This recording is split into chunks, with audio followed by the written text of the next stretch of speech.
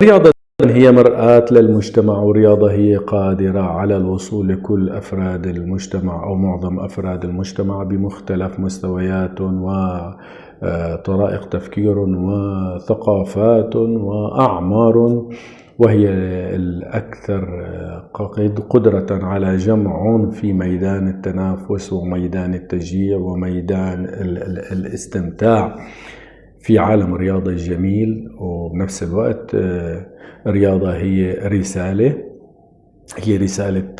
محبة، رسالة تقارب، والشيء اللي بتعمله الرياضة بتعجز كتير سبل أخرى عن تحقيقه من خلال دورة في المجتمع وتقارب أبناء المجتمع، وتقوى الرياضة في تعزيز الروح الرياضية، وتقوى أكثر في أن تكون ليست فقط عبارة عن فوز وخسارة، وإنما هي عبارة عن عالم، حياة، ثقافة، قرب من المجتمع، التلاحم مع المجتمع. رياضة فيها نجوم، والنجومية هي ما بس نجومية بالملعب، النجم هو نجم داخل الملعب وخارج الملعب، وهو نموذج جميل يحتذى به من الأجيال الصاعدة، ليس فنيا فقط. النجومية هي أخلاق، وهي تعاون، وهي محبة، وهي ثقافة، وهي تواضع، وهي سعة صدر، وهي قرب من الناس. وهذا الشيء اللي شفناه بمبادرة نادي الوثبة لما قام بزيارة من خلال فريقه بكرة السلة بما يضمه من نجوم دوليين جدد في الفريق ونجوم السابقين الكبار، بزيارة إلى دار الأيتام في حمص ليكونوا مع الأطفال اللي فقدوا أغلى ما يملكون في الحياة، هو الأبوة أو الأمومة أو اثنين سوا. وجود هالنجوم معهم كتير كان حلو، كتير كان رائع. النجم بالطريق بيشوفه الواحد، ممكن كتير من الشباب أو الصبايا يقولوا له بلحظة ممكن نسلم عليك، بيتسابقوا ليسلموا عليه أو ليحكوا معه كلمة أو لياخدوا منه صورة.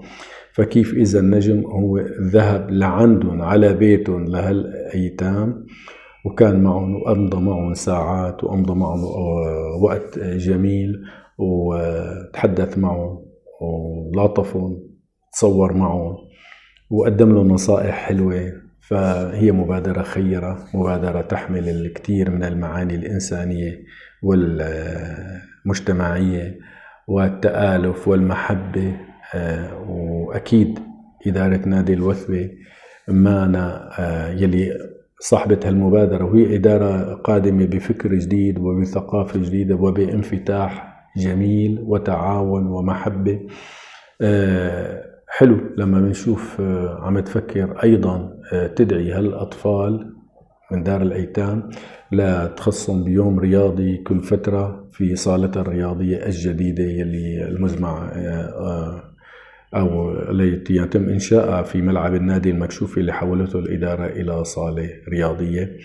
كتير حلو نخرج بها الأطفال من هالبيت الصغير أو المحدود إلى العالم الخارجي، إلى عالم الرياضة الجميل ومتعته وتسليته وترفيهته وكل ما يسعد هالأطفال يلي هن البسمة على وجوههم هي حقها ذهب، إننا نرسمها البسمة الحقيقية، وهي واجب على الجميع كله أنه يحقق لهم البسمة لهالأطفال.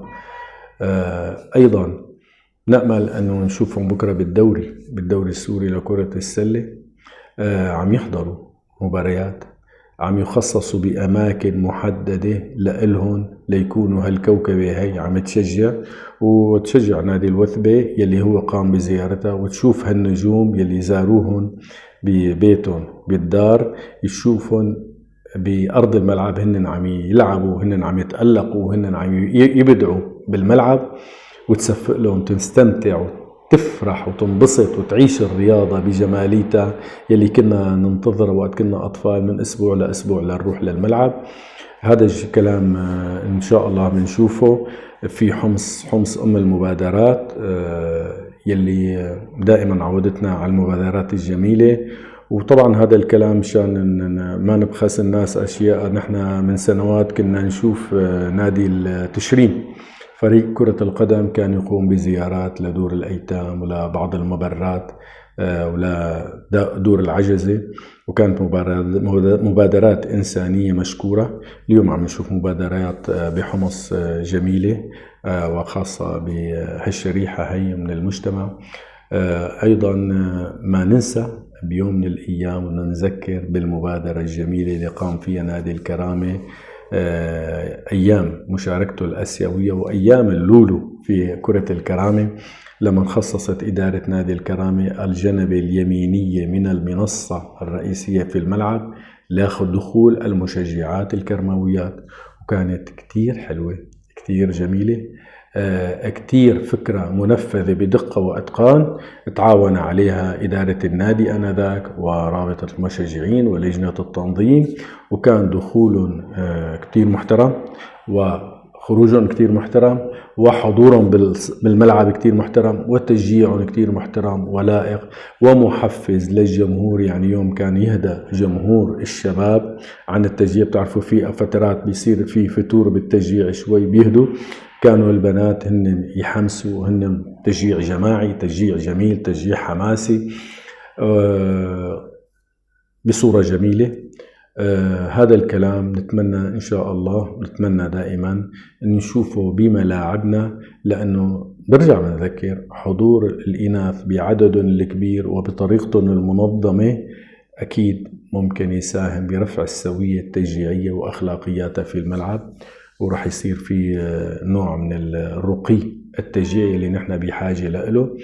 وبالنهاية بالتوفيق لكل من يعمل لكرة السلة السورية.